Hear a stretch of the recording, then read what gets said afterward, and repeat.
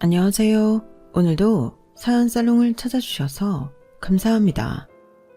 저는 경기도 분당에 살고 있는 40대 초반의 여성이에요. 저는 1년 6개월 전쯤 인생에서 가장 큰 반전을 겪었어요. 저 자신에게 그런 일이 일어날 거라고는 꿈도 꿔보지 못했어서 정말 놀랍기만 했네요.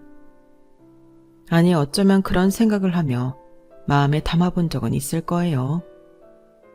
제가 10억대의 아파트를 갖게 되고 건물주가 되는 걸요. 누구나 상상은 해보잖아요. 단지 실현될 수 없을 거라고 생각할 뿐이죠. 그런데 저에게 그런 꿈 같은 일이 생겼어요. 어떻게 그랬냐 하면 복권 당첨도 아니고 사기를 친 건 더더욱 아니에요. 바로 시어머니가 저한테 물려주신 거예요. 아들을 제치고 며느리한테 물려주는 일이 거의 없으니 무슨 사연인지 궁금하시겠죠? 지금부터 차분하게 이야기해 볼게요. 저는 엄마가 싱글맘이었어요. 그때에는 남편 없이 아이 키우는 게 정말 힘들었을 텐데 엄마는 저를 낳고 얼마 안 돼 돌아가신 아빠를 기억하며 혼자 힘으로 저를 키워내셨어요. 사실 엄마랑 아빠는 양쪽 집안에서 반대하는 바람에 정식으로 결혼식을 하지 못하고 사셨대요. 아빠가 돌아가시고도 시댁에서는 저희 모녀를 철저히 외면했고 외가에서는 외할아버지가 집안 창피하다며 엄마를 없는 자식 취급해서 외할아버지 돌아가실 때까지는 외갓집에 가본 적이 없었어요. 그래도 외할머니가 외할아버지 몰래 저희 찾아와주고 이모랑 외삼촌들도 온 적은 있어요. 저한테 용돈도 주고 귀여워해 주셨지만 엄마와 저 둘이 사는 생활은 그렇게 쉽지만은 않았네요. 그 때문인지 저는 결혼이라는 것하고 남편하고 끝까지 잘 살아야 한다는 것에 집착을 하게 됐어요. 그렇게 결혼을 하게 된 남편은 연애할 때와는 너무 다른 사람이었어요. 건축업을 하던 사람이었는데 현장에 간다는 핑계로 툭 하면 집을 나가서 며칠씩 안 들어오게 일쑤였어요. 그렇다고 바람을 피우거나 나쁜 짓을 하는 건 아니었는데 그냥 밖에 나가서 혼자 있는 걸 되게 좋아했어요. 저랑 있으면 답답하다나요? 자기는 인간들이 구색 안 맞추고 사는 게 질색이라며 기본적으로 갖춰야 할 건 갖춰야 한다고 생각한대요. 그래서 결혼도 했다고요. 하지만 늘 누가 옆에 있는 건 너무 귀찮다는 거였어요. 제가 그런 말도 안 되는 이유로는 나가서 못 잔다고 했죠. 현석씨, 어떤 남편이 혼자 있고 싶다고 일주일 내내 밖에 나가서 있고 그래. 어떤 부부가 그러고 살아. 정말 다른 이유 있는 거 아니야? 그런 거 없다니까. 나는 골프를 쳐도 부부 동반하는 거 싫고 뭐든 혼자 하는 게 좋아. 그래도 이건 말도 안 돼. 나는 납득이 안 가. 그러자 남편은 현장에서 잔다, 출장을 간다, 갖은 핑계를 대며 집에 돌아오지를 않았어요. 저는 늘 남편을 기다리는 게 일이었죠. 아이들이 태어나고서도 마찬가지였어요. 2살 터울로 아들, 딸 이렇게 낳았는데 아이들 예쁜지도 모르겠다면서 한 달이면 20일을 밖에서 지내곤 했어요. 아주 가끔 저하고 골프를 치러 가거나 모임에 갈 때가 있었는데 그건 제가 필요해서였어요. 거래처 사람들이 부부 동반 골프 모임에 참여하라고 한다든지 사업상 필요한 모임이 부부 동반이거나 할 때요. 그 자리에 혹시라도 혼자 온 사람이 있으면 집에 오는 게 어찌나 헐뜯는지요. 아니, 분명히 부부 동반이라고 했는데 혼자 오는 건 뭐야? 그런 것도 제대로 못하면서 무슨 사업을 한다고. 나는 저렇게 구색 맞춰야 하는 거 못하는 인간이 제일 싫어. 당신처럼 구색 맞추려고 결혼한 게 잘했다는 거야? 그건 당연한 거야. 사회에서도 결혼했는지 안 했는지 그걸 본다고. 나이 들어 안 했어 봐. 아무리 요새 결혼을 늦게 하는 사람들이 늘고 비혼이 많다고 해도 정상적인 사람이면 다 이상하게 생각한다고. 싫어도 하는 신용을 하고 살아야지. 그렇게 사는 게 당신은 행복해? 이게 뭐가 어때서? 연지 너도 괜찮으니까 사는 거잖아. 아니었으면 애 낳고 계속 이러고 살았겠어? 물론 이혼한다고 해도 내가 가만 안 있었지. 제가 참고 산 건 아이들한테 저와 똑같은 어린 시절을 안겨주기 싫은 게 첫 번째였어요.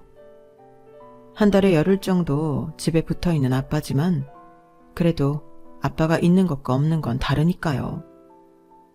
그리고 두 번째는 바로 시어머니였어요. 시어머니는 정말 여장부이면서도 마음이 따뜻하시고 모든 사람들에게 공평하게 대하는 분이셨어요. 남편 위로 형이 한 명 있는데 공부한다고 아직 결혼을 안 하고 있었네요. 시어머니는 저를 정말 딸처럼 대해주셨던 것 같아요. 늘 입버릇처럼 말씀하셨던 건 이랬어요. 내가 아들 하나만 키워서 딸 가진 재미를 몰랐잖아. 며느리가 들어오니까 집안이 다 환하게 불이 켜진 분위기고 참 화사해진 것 같아. 그게 너무 좋아. 우리 아이들도 어찌나 예뻐하시는지 정말 못 말릴 정도였어요. 큰애가 초등학교 입학하던 날에는 직접 오셔서 선물도 많이 주시고 비싼 호텔 레스토랑에 가서 밥까지 사주셨네요. 어머니, 애들은 이런 데 음식 맛있는지 잘 몰라요. 그리고 이런 비싼 데 자꾸 오면 버릇 나빠질까 봐 걱정돼요. 어머니 마음은 너무 잘 알겠지만 다음부터는 좀 싼 데에서 해주세요. 네 말도 맞지만 할미 마음 전달할 거 애들도 알 거라고 생각한다. 그리고 어릴 때 이런 데 한 번쯤 와보는 것도 나쁘지 않아. 그래야 나중에 커서도 이런 자리가 자연스럽고 어디 가서 기죽지 않고 행동하지. 시어머니는 이렇게 좋은 분이었지만 시아버지는 좀 달랐어요. 항상 봐도 좀 무뚝뚝하기도 했고 별다른 일은 안 하시고 가끔 획 나가셨다가 며칠 후 돌아오시기도 했고요. 그래서 저는 남편이 시아버지를 닮아서 저러나 생각할 때도 많았네요. 시어머니는 유통사업을 하셨는데 시아버지는 돈 버는 일에 전혀 관심이 없었어요. 집안 경제는 오로지 시어머니가 다 이끌고 하셨다고 해도 과언이 아니었어요. 시아버지가 젊을 때는 음대 성악과를 졸업하셨다는데 원래 돈 버는 일이나 집안 챙기는 거랑은 좀 거리가 머셨다네요. 시어머니가 워낙 음악을 좋아하셔서 시아버지를 쫓아다니다가 결혼했다는 말을 들었어요. 시아버지는 저한테 좀 무뚝뚝한 편이었어요. 아이들한테도 화내거나 하지는 않았지만 따뜻하지는 않으셨어요. 그렇다고 싫은 소리를 하는 건 아니었고요. 오히려 무관심하다고 해야 할까요? 저희 가족보다는 남편 고종사촌 부부한테 더 살갑게 대하셨어요. 우리 미남 조카 왔냐며 아주 반갑게 웃으실 때는 꽤나 섭섭하기도 했죠. 어쩌다 딸아이가 사촌 동서가 마시던 음료수를 엎지른 적이 있는데 정말 민망할 정도로 딸한테 야단을 치는 거였어요. 사촌 부부가 아이한테 괜찮다고 달래고 저한테도 미안해할 정도로요. 저는 아이가 파랗게 질려서 떠는 게 너무 속상해서 그때까지 한 번도 안 해봤던 짓을 했어요. 시아버지한테 막 대들었죠. 아버님, 너무하시네요. 어린애가 실수할 수도 있지. 그걸 갖고 이렇게 호통까지 치세요. 도련님하고 동서는 괜찮다고 하는데 왜 아버님이 이러세요? 좀 지나치신 것 같아요. 네가 애 교육을 똑바로 못 시켜놓고 되레 나보고 뭐라고 하는 거냐? 그럼 형규랑 새아가가 괜찮다고 하지 뭐라 그러겠어. 나라도 눈물 쏙 빠지게 혼쭐이라도 내야 애가 어른들한테 이런 실수 안 할 거 아니냐. 네가 뭐라고 생각하고 이렇게 눈 똑바로 뜨고 대드는 거야. 제가 뭐냐고요? 저 이 집 며느리예요. 도련님은 아버님 조카지만 저는 아버님 아들하고 결혼한 사람이잖아요. 나한테는 조카도 소중하다. 내가 소중하다는데 네가 지금 네가 더 먼저라고 나한테 강요하는 거냐? 그동안 시아버지가 아무 말 안 해서 몰랐는데 저희한테 어떤 마음을 품고 있었는지는 그때 처음 알았어요. 아들보다 조카가 소중하다는 건지 제가 마음에 안 든다는 건지 모르겠더군요. 어쨌든 저는 제 아이가 자기 친할아버지한테 모진 취급을 받는 건 너무 싫었어요. 제가 싫으면 그냥 저한테 뭐라고 하세요. 애한테 이러지 마시고요. 애가 잘못했는데 애를 야단치지 누굴 야단치냐? 너 지금 나 가르치냐? 그때 외출하셨던 시어머니가 들어오셔서 시아버지한테 한마디 하셨어요. 당신 그만해. 왜 애들한테 큰 소리를 내고 그래? 조용히 해결해도 될걸. 뭐하러 큰일을 만들어? 그러자 시아버지는 혀를 차더니 방으로 들어가 버리셨어요. 저는 그날 시아버지의 본심을 알게 된 것 같아 참 황망하고 속상하더라고요. 솔직히 꽤나 상처받았어요.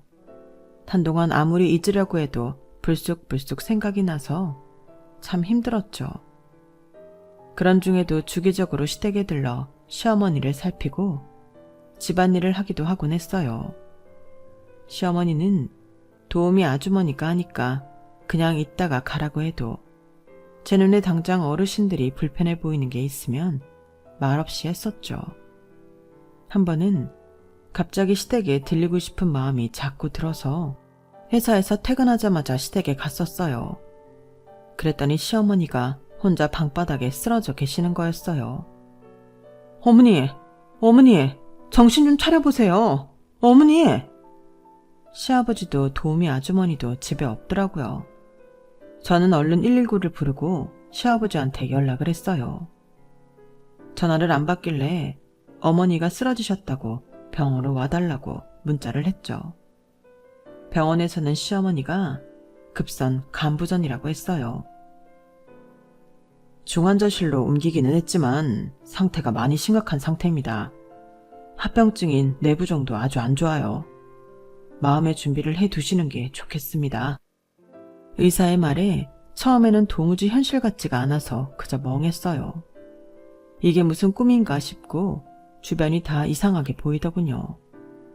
하지만 하루 이틀 시간이 지나면서 저는 정신을 차렸고 갑자기 이렇게 되신 시어머니가 안 돼서 눈물만 났어요. 시어머니가 쓰러지시고 5일이 돼서야 남편은 어슬렁어슬렁 병원에 나타났어요. 골프 친구가 자기랑 골프 내기 치러 해외로 가자고 하며 돈을 다 대줘서 거기 갔다 왔다는 거였어요.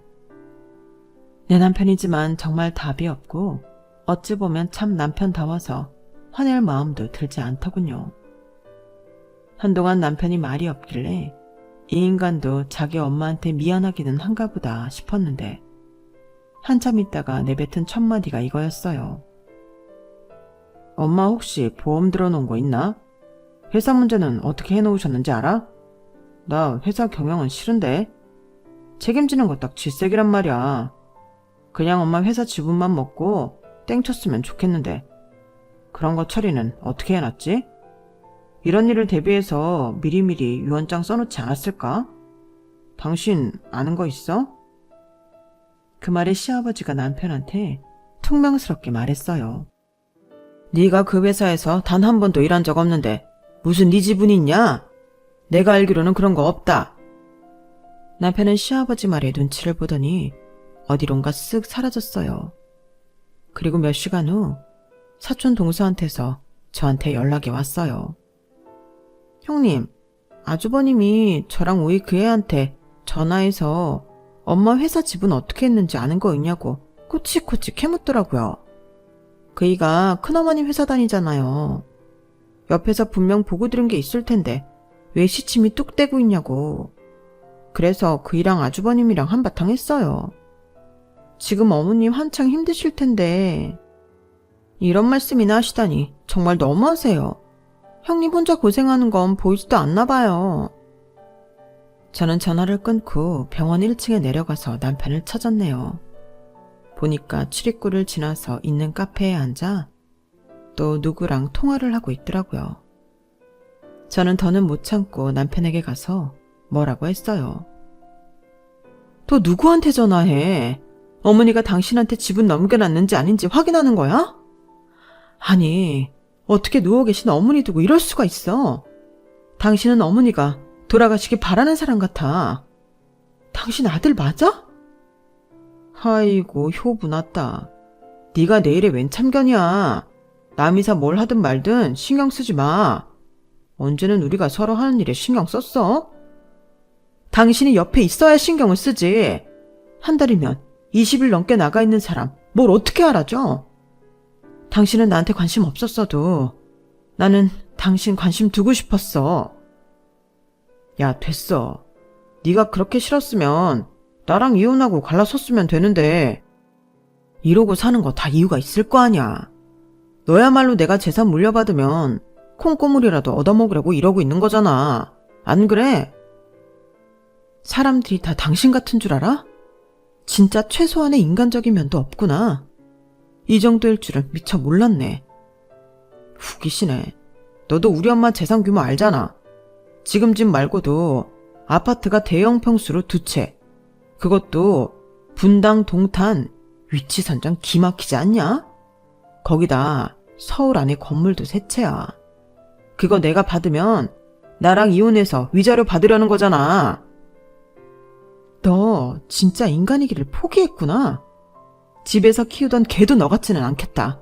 최악이다, 최악. 뭐라고? 너라고? 나한테 너라고 했어? 너 말 다 했어? 소리를 버럭 지르던 남편은 사람들이 쳐다보자 자리를 박차고 나가버렸어요.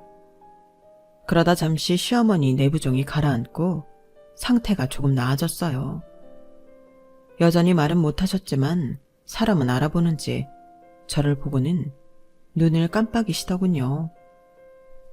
어머니, 저예요. 어머니 며느리요. 알아보시겠어요?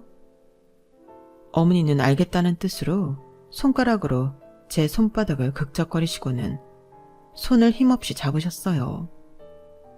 저는 시어머니가 괜찮아질 수도 있을 것 같아 한 가닥 희망을 갖게 됐죠. 그렇게 이틀쯤 지났을 때 남편이 저와 시아버지 그리고 사촌 부부를 불러 이러더라고요. 내가 혹시나 해서 집에 가서 엄마 서재를 뒤져봤더니 이런 게 나오더라. 라며 서류를 내놓더라고요. 시아버지가 꺼내서 보니까 어머니 회사 지분은 물론이고 지금 살고 있는 집을 시아버지한테 준다고 한 것 외에는 전부 남편한테 상속한다는 내용이었어요. 어머니 사업하실 때 쓰는 도장까지 찍혀 있었고 변호사 공증도 되어 있더라고요. 시아버지도 저도 그리고 사촌 동생 부부도 아무 말도 못했어요. 이윽고 시아버지가 한 말씀 하셨어요. 키울 때도 그렇게 정성을 들이더니 다 물려주고 갈 모양이네.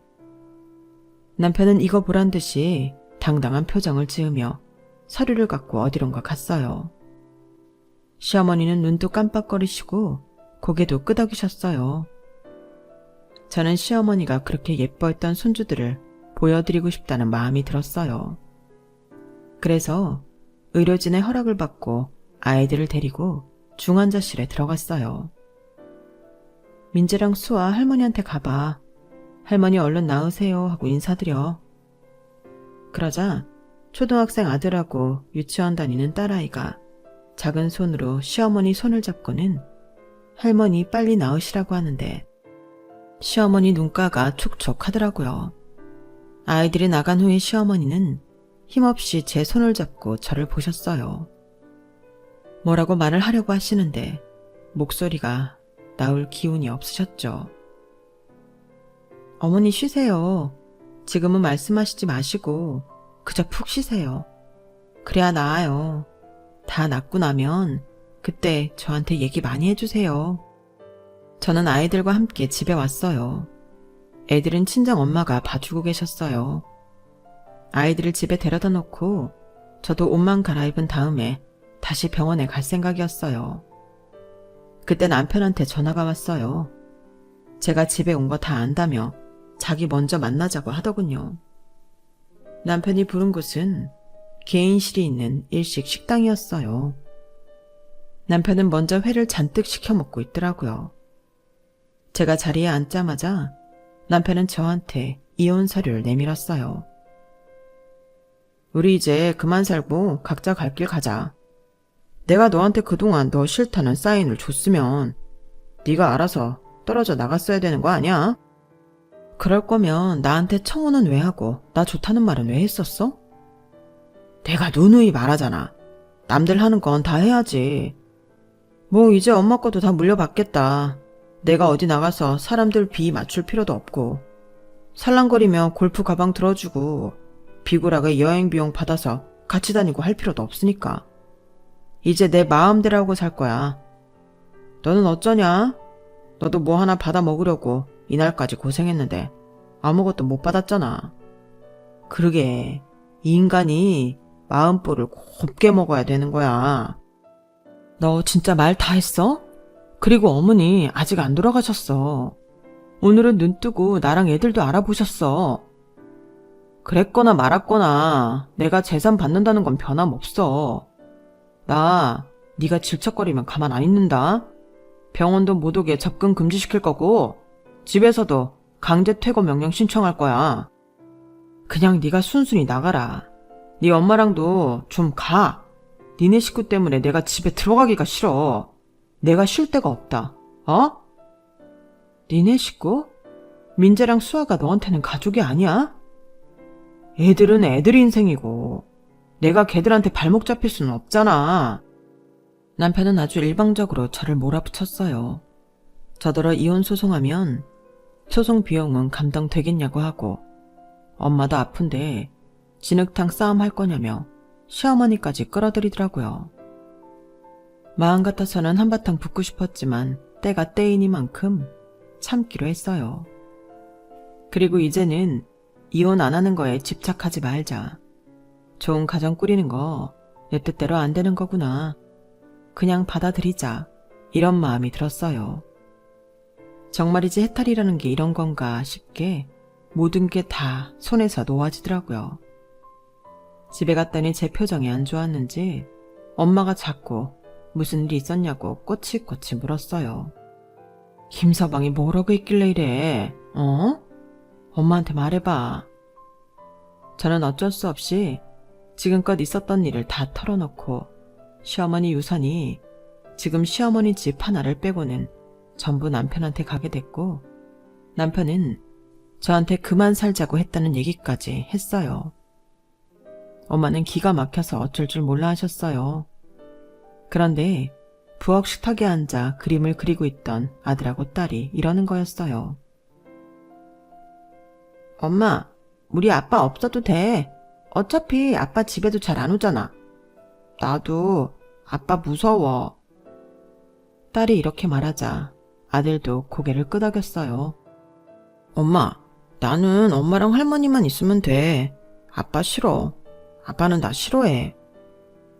어린 아이들이 지 아빠의 무관심과 냉대에 얼마나 상처를 받았으면 저럴까 싶어 저도 모르게 눈물이 나더라고요.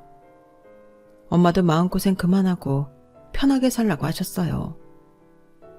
엄마가 미안하다. 내 결혼 생활이 평탄하고 우리가 보통 가정 같았으면 네가 이렇게 완전한 가정에 집착하지도 않았을 텐데 엄마 죄가 크다. 그런 말 하지 마. 다 각자 당시에 최선의 일을 한 것뿐이잖아. 저는 남편에게 뜻대로 해주겠다고 문자를 보냈어요. 마음 한 번을 정하고 나니 얼굴 보기도 싫고 최대한 마주치고 싶지 않다는 생각만 들더라고요. 며칠 후 저희는 짐을 다 챙겨서 엄마 집으로 옮겼어요. 남편은 우편으로 이혼 서류를 보냈고 저는 거기에 도장을 찍었네요. 그리고 일주일도 안 됐는데 사촌 동서한테서 연락이 왔어요. 형님, 어머님 돌아가셨어요. 빈소에 오셔요. 아니 꼭 오셔야 돼요. 그래야만 하는 이유가 있거든요. 어머님 돌아가신 거야? 이를 어째? 괜찮아지실 줄 알았는데? 근데 내가 왜 꼭 가야 되는데? 전화로 말하면 길어지니까 일단 오세요. 그러면 저랑 남편이랑 다 얘기해드릴게요. 저는 아이들하고 친정엄마까지 전부 데리고 시어머니 빈소에 갔어요. 남편은 어디에 갔는지 보이지를 않고 사촌 동생 부부가 빈소를 지키고 있더라고요. 어머니 영정사진 앞에 서니 눈물이 왈칵 쏟아졌어요. 어머니, 임종 못 지켜서 죄송해요. 저 결국 이혼했어요. 근데 생각해보면 어머니 안 계셨으면 저 벌써 이혼했을 거예요. 저는 이 결혼을 어머니 만나려고 했나 봐요. 어머니를 알게 돼서 너무 기쁘고 좋았어요. 거기서는 이제 아프지 마시고 늘 행복하세요. 속으로 저는 이렇게 시어머니에게 마지막 인사를 드리고 나자 사촌 동생 부부는 제 손목을 잡고 어디로 끌고 가더라고요. 그 자리에는 깔끔한 중년의 신사분이 나이 지긋한 신사분과 밥을 드시고 계셨어요. 사촌 동서가 그분들께 저를 인사시켰어요. 여기 저희 형님 왔어요. 아, 네. 이런 거 장례 절차 다 끝내고 말해야 한다는 거 아는데 오늘 조문을 왔더니 저희도 생각지 못한 일이 생겨서 말이죠. 그게 뭔데요? 사촌 서방님이 설명을 했어요. 형수님, 여기 나이 지긋하신 분이 큰어머니 회사 이사님이에요. 그리고 이쪽 분은 변호사님이고요. 이사님 입회하에 변호사님 앞에서 유언장을 작성하셨대요. 변호사라고 소개받은 분이 저한테 설명을 했어요. 남편이 자기가 재산을 90%는 받았다며 빈소에 어깨 힘주고 서서 자기 친구들한테 설명하는 걸 보고 바로 어머니 육성이 담겨있는 녹음을 재생했다고 하네요. 거기에는 분당의 10억대 아파트하고 송파구에 있는 제일 큰 건물을 저한테 주신다는 내용과 동탄의 아파트와 성북구 건물은 사촌 동생한테, 그리고 어머니 사시던 집하고 그 근처에 있는 건물을 시아버지를 준다는 내용이었어요. 그게 밝혀지자 남편은 창피한 줄도 모르고 사람들 앞에서 자리에 누워 말도 안 된다며 발버둥을 쳤다네요. 급기야는 조문 오신 분들 식사하는 자리에서 의자를 집어 던지고 깽판을 치려고 해서 장례식장 경비원들한테 잡혀서 끌려 나갔다는 거였어요.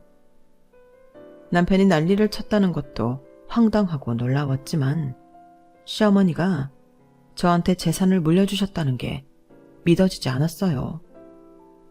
아니 어떻게... 저는 그 사람하고 이혼했는데... 이혼을 하든 별거를 하든 어떤 경우가 생기더라도 꼭 며느님한테 물려주시겠다고 했습니다. 두 분이 저를 따뜻하게 보며 말씀하시더군요. 일단 두 분에게 감사하다고 인사를 드리고 어안이 벙벙해서 앉아있는데 사촌 동생 부부가 더 깜짝 놀랄 만한 이야기를 했어요. 형수님, 현석이 형이 큰어머니랑 큰아버지 자식이 아니래요. 고모가 한 분 계셨는데 그분이 아이 낳고 돌아가시고 고모부는 말없이 한국을 떠나서 자식이 없었던 큰 집에서 키웠대요. 저도 아까 엄마한테 듣고 깜짝 놀랐어요. 저희 부모님도 그렇고 큰아버지 큰어머니도 그렇게 참 어지간들 하세요. 그런 얘기를 지금까지 꽁꽁 숨기고 한마디도 안 하셨잖아요. 큰어머니가 워낙 형을 예뻐해서 다 갖춰서 키웠는데 고등학교 때 질 안 좋은 친구들 사귀더니 결국 저렇게 됐다네요. 놀라운 소식이 이어지는 가운데 장례식을 마친 저희 가족은 시어머니 유언대로 재산을 정리했어요. 그리고 시아버지와 사촌 동생 부부는 남편을 경찰에 고소해버렸어요. 따끔하게 혼 좀 나봐야 한다고요. 사문서 위조죄가 꽤 심각해서 형을 살게 될지도 모른다고 했어요. 그리고 저는 시아버지와도 마음을 터놓게 됐어요. 나 때문에 상처 많이 받았지? 현석이를 보면 나도 모르게 화가 치밀어서 말이야. 지를 어떻게 키웠는데 집사람한테 함부로 구는지. 그러다 보니 너하고 민재, 수아까지 삐뚤어진 마음으로 보게 됐다. 아버님 심정 이해해요. 지금이라도 이렇게 말씀해 주셔서 감사해요. 그리고 저도 남편을 상대로 소송을 진행했어요. 가정생활에 소홀하고 유책 사유가 있는 사람이 거짓말을 하고 나를 협박해서 이혼 도장을 받아냈다고요. 남편은 소장을 받더니 그제야 저를 찾아왔어요. 야, 미쳤어? 네가 나를 상대로 소송을 해? 안 그래도 지금 돌겠는데 너까지 보태냐? 자업자득 아니겠어? 다 당신이 잘못해서 생긴 일이잖아. 그리고 사문서 위조는 위조고 내일은 내일이야. 이미 도장 찍었으면 그걸로 끝났고 지난 거지. 왜 물고 늘어져?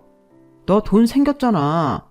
건물 생기고 아파트 생겼는데 나한테 뭐 더 얻어내고 싶냐? 너도 사정 다 알잖아. 엄마 회사 지분은 임원들한테 다 넘어갔다는 거.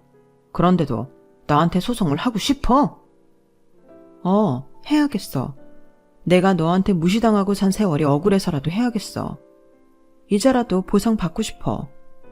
네가 얼마나 인간 쓰레기인지 다른 사람들 입을 통해서 듣게 해줄게. 네가 여태껏 한 짓으로 네가 다 돌려받을 거야. 나 그거 똑똑히 보고 말 거야. 그러니까 각오해. 그러자 남편은 입을 딱 다물고 잠시 저를 쳐다보더니 갑자기 부드러운 목소리로 말했어요. 야, 그러지 말고 나 이 사문서 위조 좀 잘 넘어갈 수 있게 도와주라. 네가 형규랑 아버지한테 말 좀 잘해줘. 내가 전과 생기면 좋겠냐? 애들 아빠가 전과자 되는 거야. 걱정하지 마. 애들도 너 차라리 유치장 갔으면 좋겠다고 하더라. 네가 애들을 한번 안아주길 해봤니? 웃으며 인사를 해줘봤니? 애들도 알 건 다 알아. 그러니까 애들까지 끌어들일 생각하지 마. 내가 앞으로는 잘할게. 정말이야. 한 번만 도와줘. 애들한테도 잘할게. 내가 팥으로 매주 쓴다는 말을 믿지. 네 말을 믿겠니? 너한테 당한 세월이 얼만데. 지 엄마 유언장까지 유죄하는 놈. 그걸 들키고도 적반하장인 너 같은 놈을 믿으라고? 너 나 우습게 봤어. 각오하고 기다려. 그러자 남편은 툭하면 전화로 저한테 잘 생각하라며 협박하고 전화를 받지 않으면 문자 폭탄을 보내고 친정집 앞에 숨어있다가 저를 잡아서 자기 재산 내놓으라고 난리를 쳤어요. 그런 모습을 친정 엄마가 보고 놀라서 경찰에 신고한 적도 있었죠.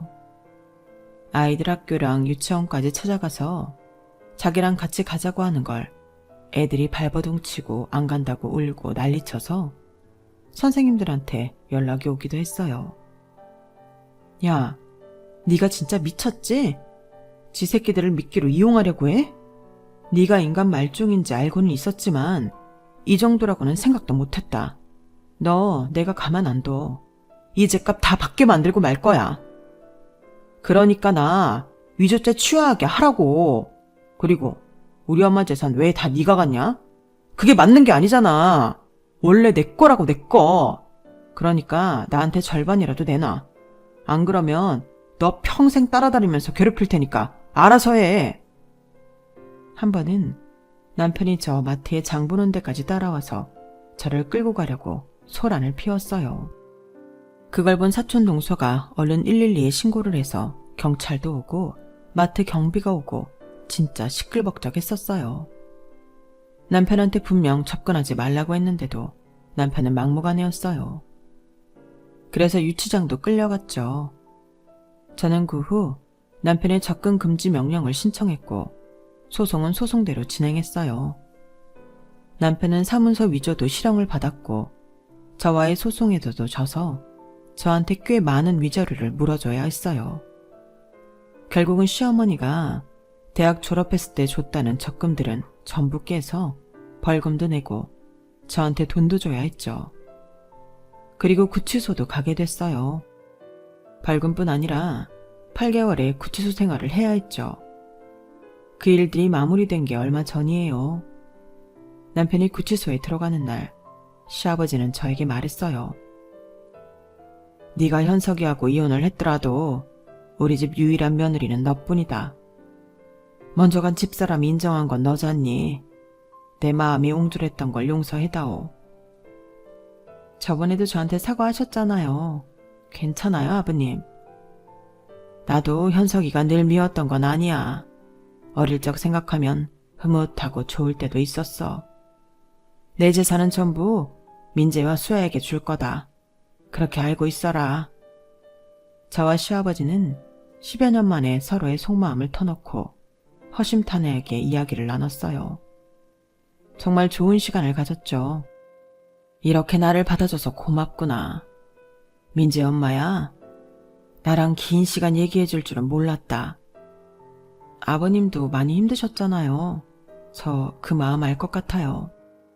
이렇게 다 말하고 서로의 속사정 알고 나니 후련하다. 마음도 가볍고 이제 네 시어머니 만나도 내가 혼은 안 나지 싶다. 저희 가족은 시어머니가 남겨주신 분당 아파트에 들어가서 살게 됐어요. 남편 없이 사는데 아이들은 전보다 더 좋아하더라고요.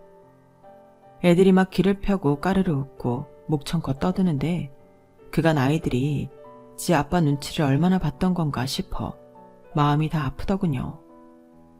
남편하고 이혼도 했고 그 남편이 또 시부모님 친자식도 아니었지만 저는 시아버지한테 마지막까지 며느리로서 의리를 지키려고 해요.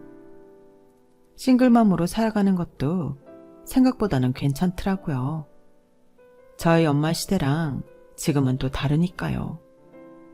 물론 힘든 일도 당연히 있지만 제가 각오했던 것보다는 괜찮은 것 같네요. 저는 앞으로 씩씩하게 살며 시아버지도 잘 돌봐드리고 아이들도 잘 키우려고 해요. 제 인생 파란만장했죠? 그런데 제가 교훈을 얻은 게 있는데요. 진심으로 사람을 대하고 진심으로 살면 어디선가 기적이 일어난다는 거예요. 정말 그렇더라고요. 제 이야기는 여기까지예요. 들어주셔서 감사드리고요. 다들 행복하세요. 여러분, 사연 댓글에 응원과 현명한 조언 부탁드려요. 좋아요와 구독은 저에게 큰 힘이 됩니다. 오늘도 좋은 일 가득하세요.